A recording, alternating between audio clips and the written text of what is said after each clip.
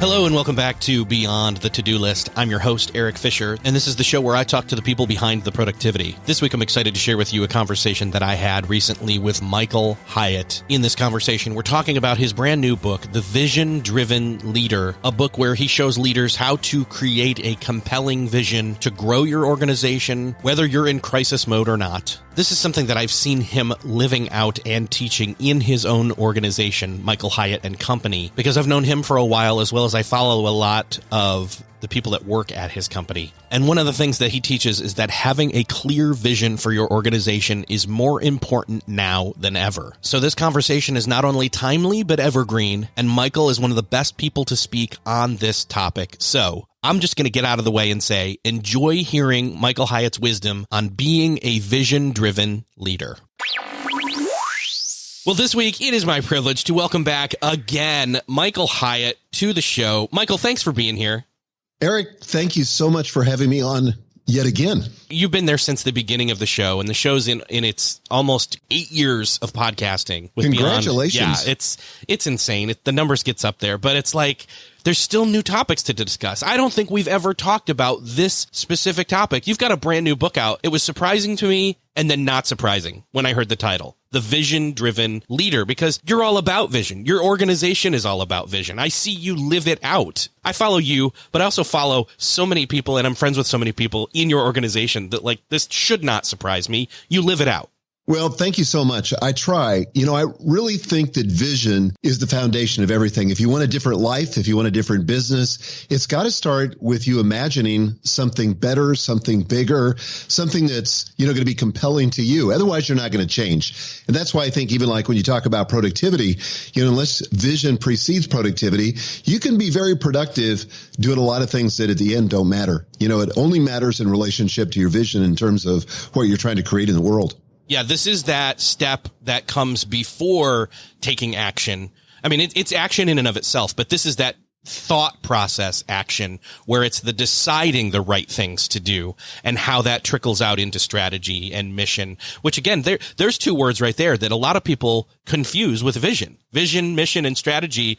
Yes. What would you say the difference is between those three? Well, I would say mission is about what you do now and what you do to day to day. Vision is about where you're headed. It's about the future. It's about, kind of the big picture that gives the mission direction. Strategy is how you get to the vision. So I think of it as this way, vision is the what.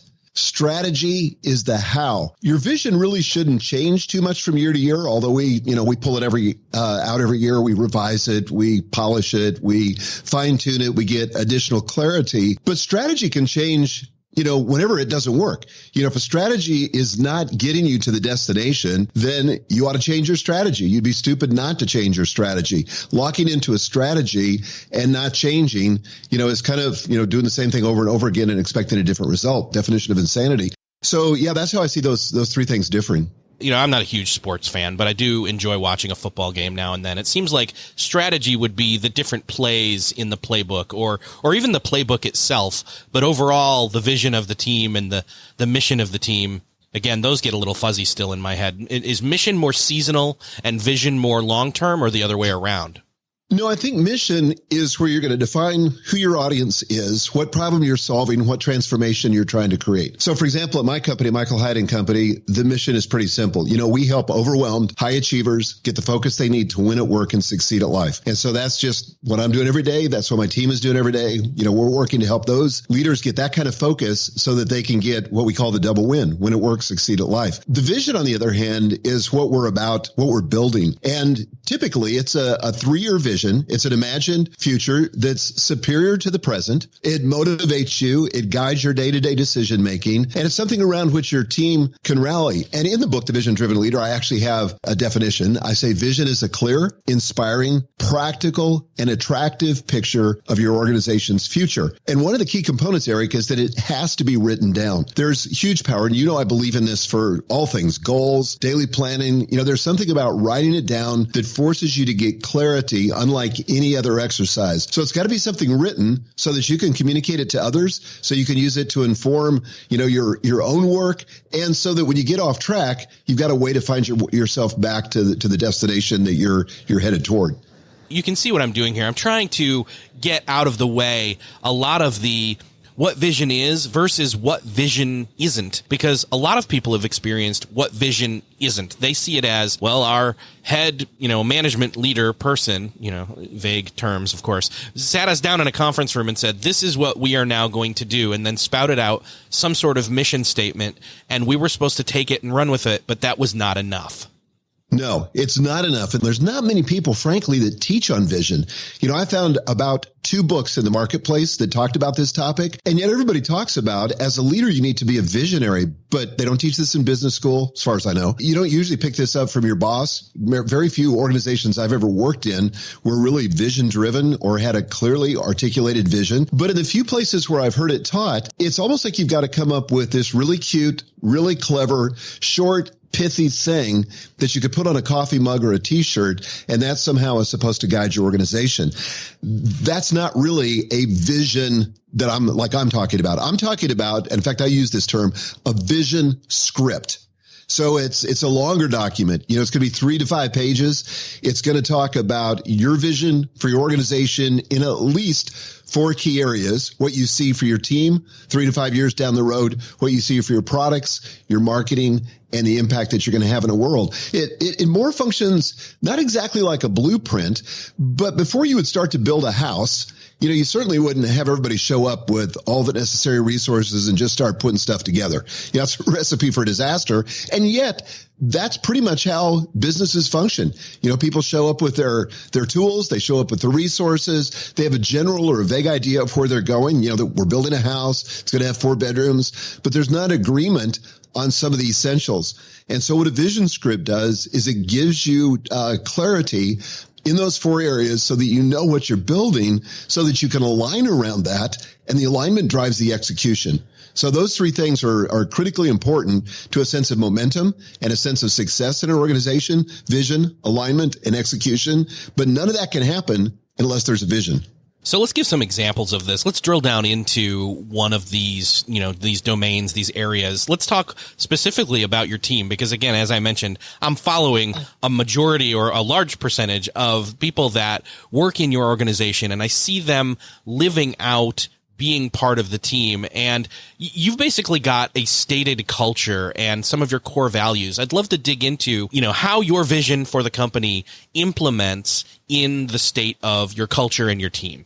So let me just give you some examples out of our 3-year vision script. And we recommend for most companies, most organizations, that they think in terms of a 3-year time horizon. Beyond that, things start to get kind of fuzzy because of technology and everything else is changing so quickly. Less than that means that it's typically not strategic. Now, there's some industries that might be an exception, where you need to have a 10-year vision. But for most organizations, we have like 500 business coaching clients. And for them, for 98% of them, a 3-year time horizon is great. But let me just give you what we have here as one of the paragraphs in our team section of our vision script. And by the way, we always encourage people to write this. First of all, write it. But second of all, write it in the present tense as though it has already happened. And I'll talk in a moment, if you want, about why that's important. Yes. But so one of the things we say is our employees experience reasonable autonomy, planning and executing their own work without the impediment of overbearing management, stifling bureaucracy, or procedural red tape.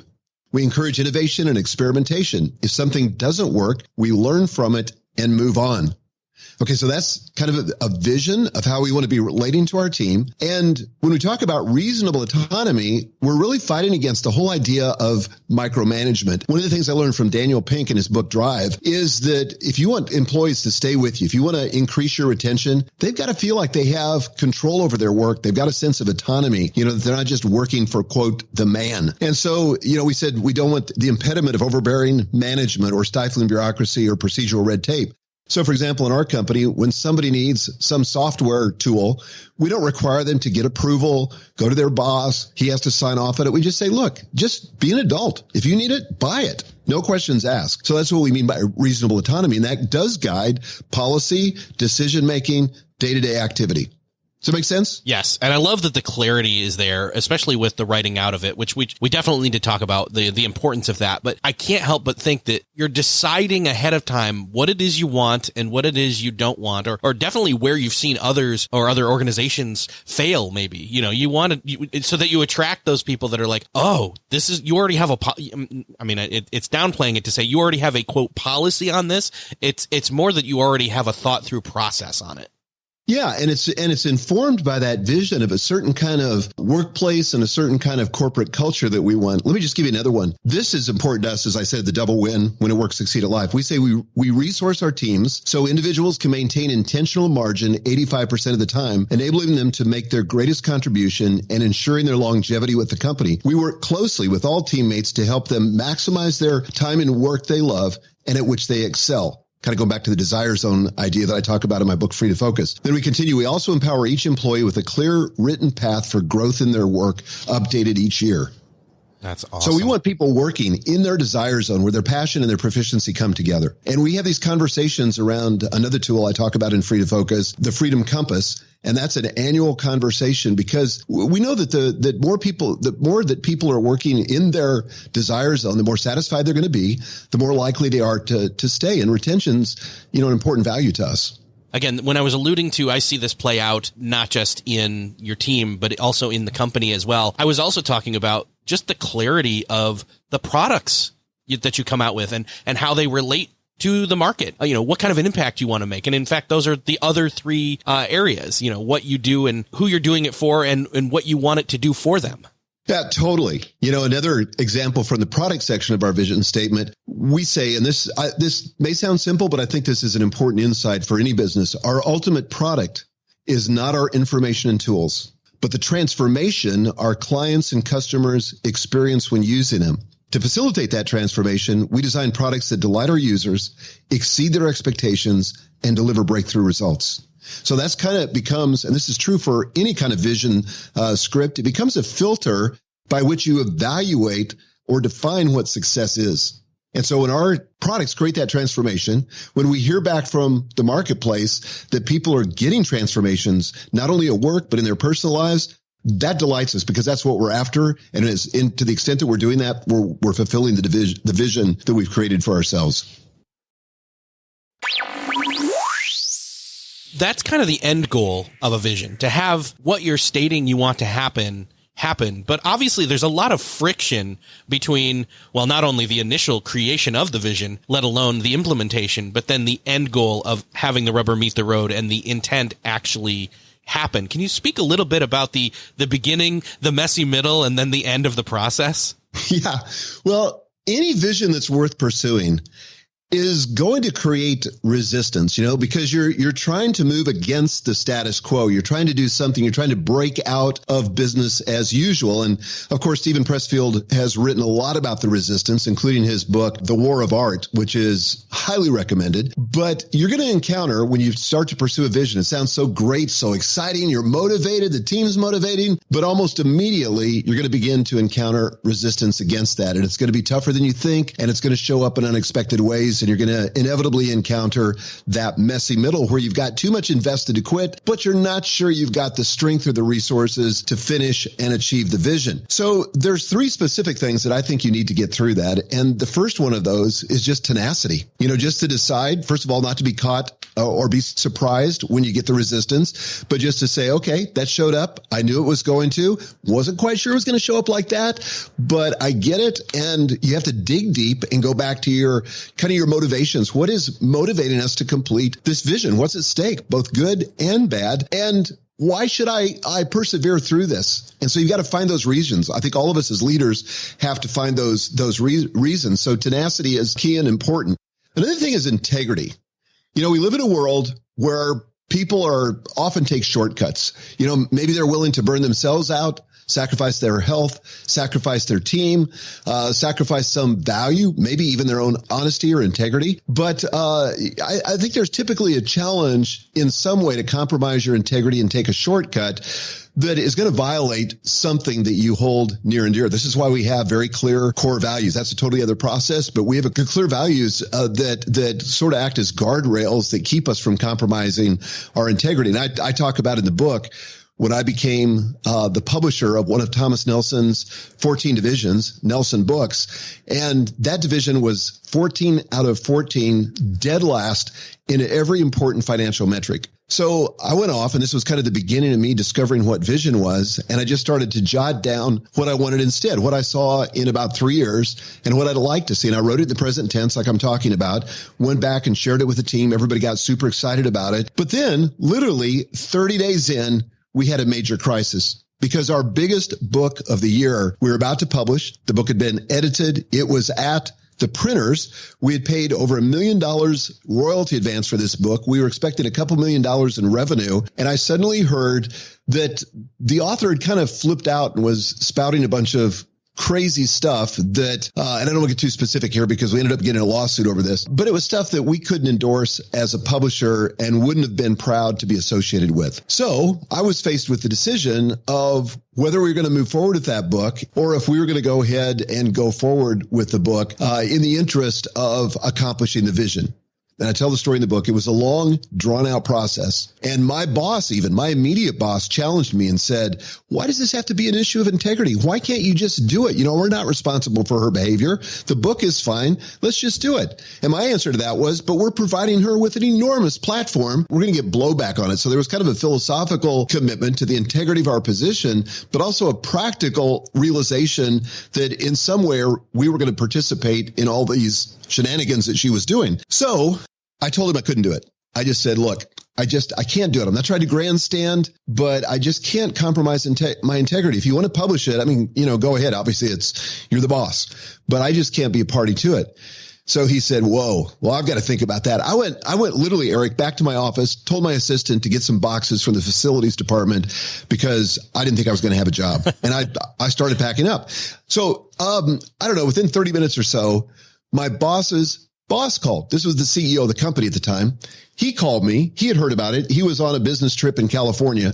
He called me and he said, hey, I just talked with your boss. He told me what's up, but I want to hear it from you. What is going on? What's it going to cost us? And why do you think we should do it? And so he listened. So I talked for maybe 20 minutes and I said, you know, here's the issue. Here's why I think we need to pull the plug. Here's what I think's at stake. And this is why I think it's the right decision. And he said, do it with my blessing.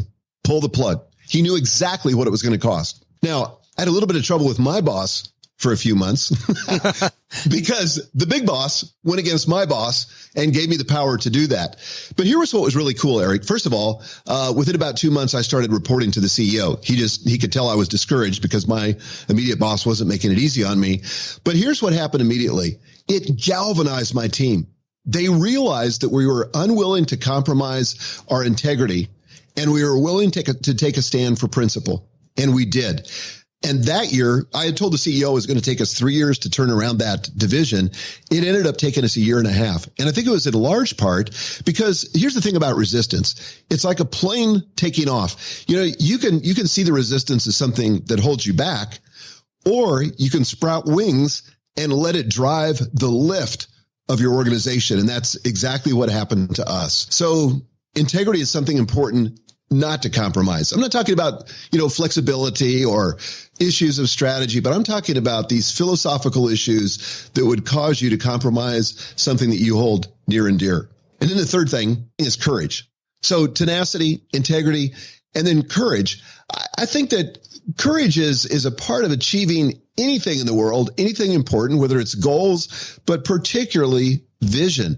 And sometimes in the pursuit of a vision, you just have to do what a lot of people have called, you know, do it scared. And courage is not the same as confidence. I learned this from Dan Sullivan. They look the same on the outside, but inside they feel very different. You know, there's so many things I've done where I had to screw up the courage to do them, and I was terrified inside. But courage is not the absence of fear. It's the willingness to act in spite of the fear. So it takes all three. I couldn't help but think of when you're talking about the resistance and growing wings. I know that in flight, the science is that you have a certain amount of pressure in one place and you have different kind of pressure in another. if you think of the resistance as pressure, well, you just want to make sure you have that pressure in the right place, and then you can fly. Well, that's a good insight. Yeah, absolutely. So it's not and again, that ties right into the courage thing, because we think of the resistance as something to be afraid of, but that doesn't mean we don't act against the resistance, even if it's always present. So, well, and I think all those issues that create that resistance, like whatever resistance is when it comes to aeronautics, it creates drag on one side of the wing, and that's what creates the lift.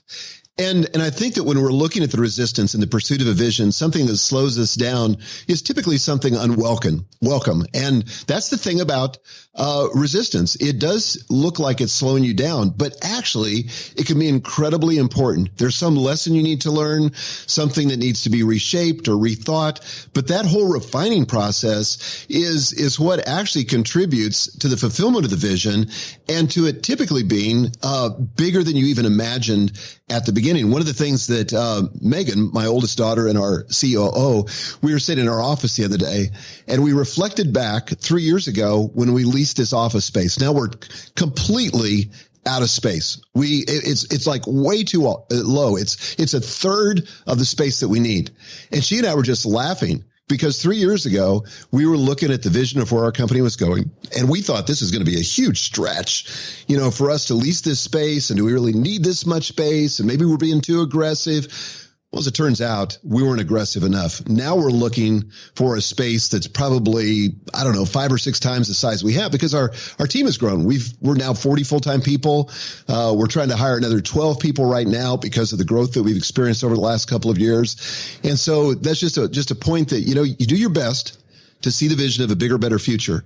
But oftentimes, because of how the resistance works and how you respond to it, the vision will actually be bigger than what you imagined. Honestly, I'm super excited for you, because I've seen the space there, and I can imagine how full it is now with people coming and going all the time, but that it's not even really adequate at this point enough space-wise. It's crazy. We were there yesterday, Mondays, and we're recording this on Tuesday, but on Mondays is always the busiest day. And our space is kind of like our own co-working space. So we don't require anybody to come into the office, but everybody's welcome whenever they want. But Mondays, oh my gosh, it was just buzzing, and it was jammed in there. And, there's a certain energy to that I absolutely love, but we could use a little more elbow room. As you were telling the story about how your team got galvanized when you stuck to your integrity, I couldn't help but think that was one of, but not the only way of communicating the vision. It's almost, that was the actions of communicating the vision, where you live by your principles.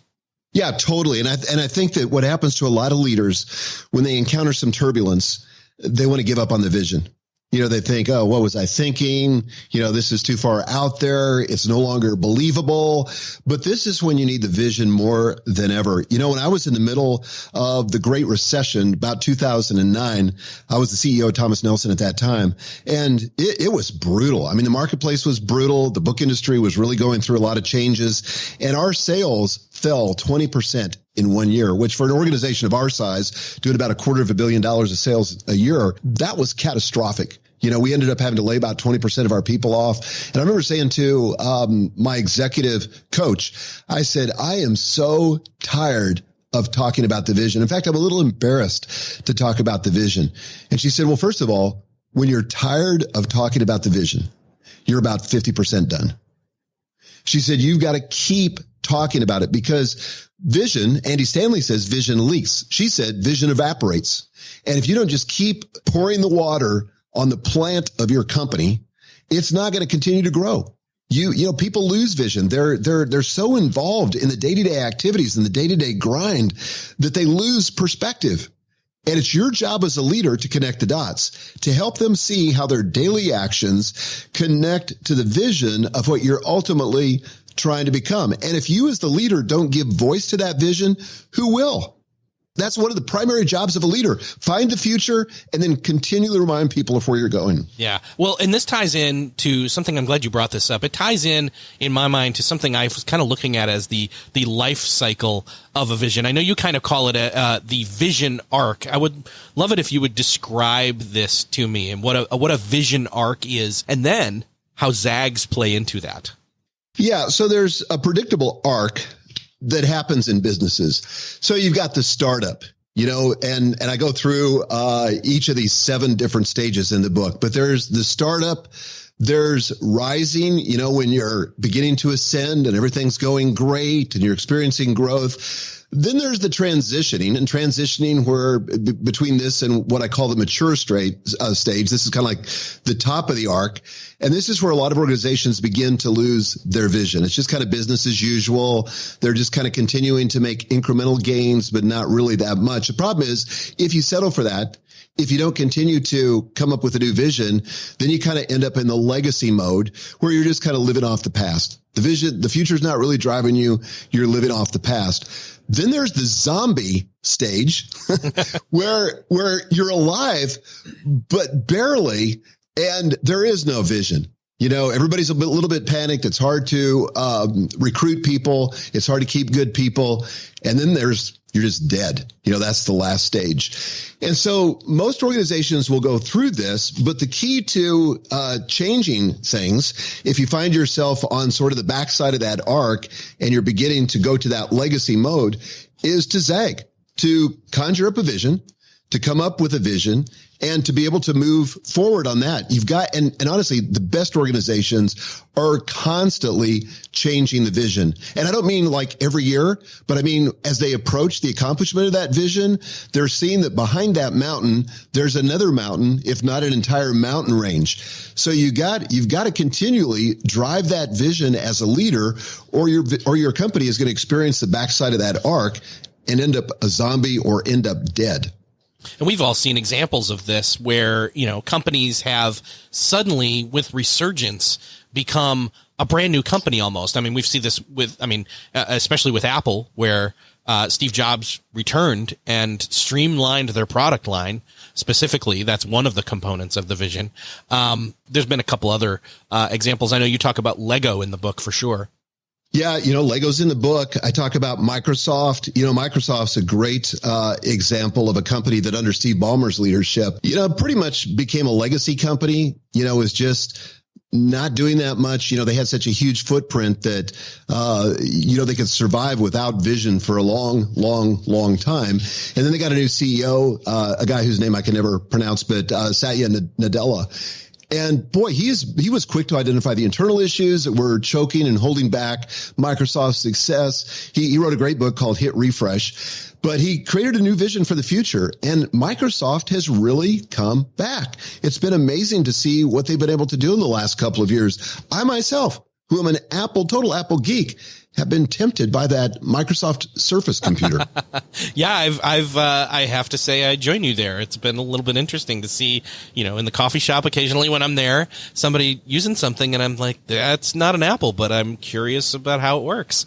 Yeah, I know. It's even the Microsoft Office suite, I'm taking another look at it. Right. I was like, used to make fun of it. Now I'm like, there's some pretty cool things there. Yeah, that's some great examples of how, it's not ever really too late. I mean, I suppose it could be too late, but, it doesn't have to be, in other words. So no, it definitely doesn't have to be. I give examples in the book of like the zombie zag. If you're in that state, I talk about Marvel in the book. I talk about United Record Pressing Company, which is a company here in Nashville that was in the vinyl record business that was kind of in that zombie state when everything transitioned musically to digital.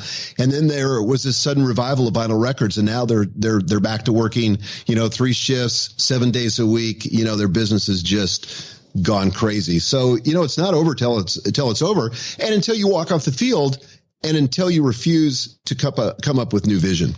This is something that maybe comes in the front end of implementing a vision, but also comes to head potentially in zagging. How involved do you, as someone who's maybe near the top of the organization's leadership, allow the voice of the employees, the team, to speak into what they think the vision should be? Well, here's where I think it needs to be both and, not either or. Here's what a leader can't do. He can't abdicate his responsibility or her responsibility to find the future. So that's first and foremost the leader of the organization's responsibility. And by the way, if you're leading a department or leading a vision or leading a division, you still have to have a vision for the domain over which you preside. But at the same time, this is not like, you're going to go to the mountain and then you're going to return like Moses with the 10 commandments. That's not the picture we're after either. So one of the things that we encourage our coaching clients to do is set aside some time, like a day, go off, and we have a series of prompting questions. I have a series of prompting questions in the book, The Vision Driven Leader, that will walk you through the process of creating your first draft of the vision. Because for most people that are not writers, and frankly, for even those of us who are writers, there's nothing more frightful than staring at a blank screen and going, whoa, I don't even know where to start. So I've got a series of prompting questions that will help you walk through this process. After you come up with this, you've got to think of it as wet cement. It's basically a sketch. Then what we encourage people to do, and it depends on the size of your organization, but go back and then share that with your leadership team. But here's what you're going to say. You're going to say something like, look, I really feel like a vision is important. We've got to be clear collectively on where it is we're taking this organization. I've spent some time coming up with a first draft. This is not set in stone. It's wet cement. And I really need your input to get it right. And so based on that, you lead those people that are on your leadership team in a series of conversations about it. And you just work on it until you have alignment around it. Then what I would suggest is you share it with all the employees. You're going to find that some are going to be, hey, great. That's exactly what we needed. And by the way, visionary leaders, that's like the second most important trait that employees say that they want out of a boss. Integrity is number one. Number two is vision. Isn't that amazing? You got to involve them, but a few of them might have some input that you didn't consider, and you need to fold that in. But this is not creating vision by committee. That doesn't work. It's not a democracy either. But you also want the input of the people that are on the ground. We do that, by the way, constantly with employee surveys, we meet once a month with all of our team. We meet once a quarter for team training. We meet on an annual basis where we kind of roll out the plan for the next year. And we're always open to their input. There are people that see things that we don't see, and it's been enormously helpful. It seems like the vision is, the three states, it's gas, liquid, and solid all at the same time. Yeah, it kind of is. In different places. Yeah, it's never like something mystical revealed to you that you just kind of come down and it's never going to be changed. You got to always be open to new input. There may be things that where your vision was obscured because of something you just couldn't see because you had to get to that next state. And again, I kind of think of it as a series of mountains, so that, you can't see sometimes the mountains that are behind the mountain that's looming in front of you. But once you get a little bit more altitude, you say, oh, there's a whole range back here that I couldn't see from where I was initially when I came up with this. And that's certainly true for us. I mean, I didn't concoct back when I started this company in 2011. I didn't think of the full focus planner. That wasn't even on my radar. I didn't think of your best year ever or free to focus. All that stuff came into view as I began to make progress on the initial vision. Well, I love metaphors. I talk in them all the time. The vision, literal vision, metaphor here of the mountains, ties in so clearly, which also is ironic to say clearly and the words clarity and vision all together, because it is about, it's about one part dreaming of what it's supposed to be and the other part making that vision a reality. Yes. And I think that so often, Erik, leaders don't give themselves permission to dream. We've been taught, we've had it, our heads beat about the need to be realistic. Well, we need to start with the dream. We need to rediscover the dreaming process. Dream is actually the juice that motivates your team. It's what keeps your organization working when it encounters the resistance. It's what keeps everybody focused and going in the same direction. And, most people don't show up just to go through the daily grind. They want to build something together. And I want to say this is particularly important for millennials. I've got a company full of millennials, and they often get a bad rap. People say they don't have a good work ethic. I think that's nonsense. If as a leader, you've got a clear mission and you've got a clear vision, and you take time to constantly connect people's daily actions to the big vision and remind people of what we're building together and where we're going and why it matters, you'll find that millennials are the hardest working people you could ever employ. In fact, I would say even broader than millennials. It's true for everybody, but particularly for millennials. For sure. Yeah, I love talking about all the different compartments that we can put people into based on their age and their perspective on life. But in the end, there's so many exceptions to the rule that it almost needs to be thrown out. But again, I've always encountered millennials as people who have seen what the prior generations have done and said, well, I like this about that and I don't like this about that, so I'm going to make my own path. Exactly. So yeah, nothing wrong with that. Nothing wrong with that. Man, there's so much more that we could dig into. There's so much practical application in the book as not just what a vision is, not why it matters, but the how of doing it and creating one. In fact, as we were talking, it kind of hit me that this book is almost a 3-year best year ever plan for your business in a way. It kind of is. I actually think it's a little bit like living forward for your business. Yes. My book, Living Forward, that I wrote with Daniel Harkavy, is really about creating a life plan and having a vision for the totality of your life in each of these major domains of life. This book is really focused on business and how do you create a vision that drives, like I said before, alignment and execution and creates kind of your best company ever. Yeah. Yeah. And here's the thing.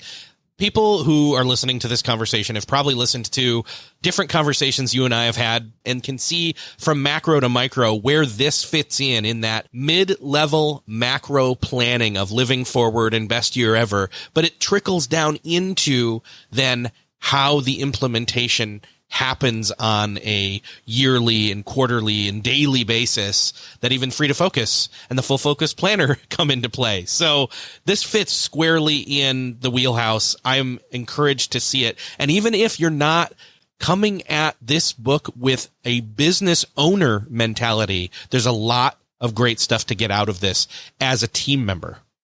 Well, I think that's true. And I think that if you're trying to build any kind of organization, even in the nonprofit realm, interestingly, in our coaching program, we have a lot of pastors. And we've said to them, do you want a separate group that's just for pastors? They said, no, we want to be with the business guys because that, iron sharpens iron and that makes us think in new ways. And so this vision thing works in those kinds of organizations as well, nonprofits, churches. We just got done teaching a huge one-day workshop. In fact, our mutual friend Blake did it with the Marine Corps. And so it works in the military. I mean, without vision, the people perish. And I don't care whether you're, somebody working in an organization or somebody leading an organization, small, large, for-profit, nonprofit, you need vision. Vision is the gas that makes your organization go. Is there any place specifically that we want to drop people to where they can get a taste of the book or just outright order it? Absolutely. So you can go to visiondrivenleader.com/beyond. And Erik, we have a special treat for your listeners. First of all, there's a bunch of bonuses if you buy the book, and you can just go to visiondrivenleader.com and you can find out all about those. But if you go to /beyond, I want to give you guys something that we call the Clear Vision Cheat Sheet. This is a free tool. It'll go through the 7 steps you need to get started on your vision of the future today. And again, you can download it free. Again, it's at visiondrivenleader.com/beyond. Perfect. visiondrivenleader.com/beyond. I'll link up to that in the show notes. Michael, it's always great to talk with you. Can't wait to talk with you again. Thanks, Erik. Thank you. Well, that's another podcast crossed off your podcast listening to-do list. I hope you enjoyed this conversation with Michael Hyatt. I always love talking with Michael. Now is definitely the time to go to visiondrivenleader.com/beyond to grab the book and the bonuses. And now is the perfect time to drill down into this specific need for you, your company, wherever you are a leader, because no matter what, you are one wherever you are. You are the CEO of your own desk, as Chris Brogan says. I hope that you found this conversation helpful for wherever you're at right now, and that if you found it helpful, you'd do me the favor of sharing it with someone else you know needs to hear it, whether that's hitting the share button right now, wherever you're at listening to this in your podcast player app of choice, or heading on over to the show notes at beyondthetodolist.com/317. Thanks for sharing, thanks for listening, and I'll see you next episode.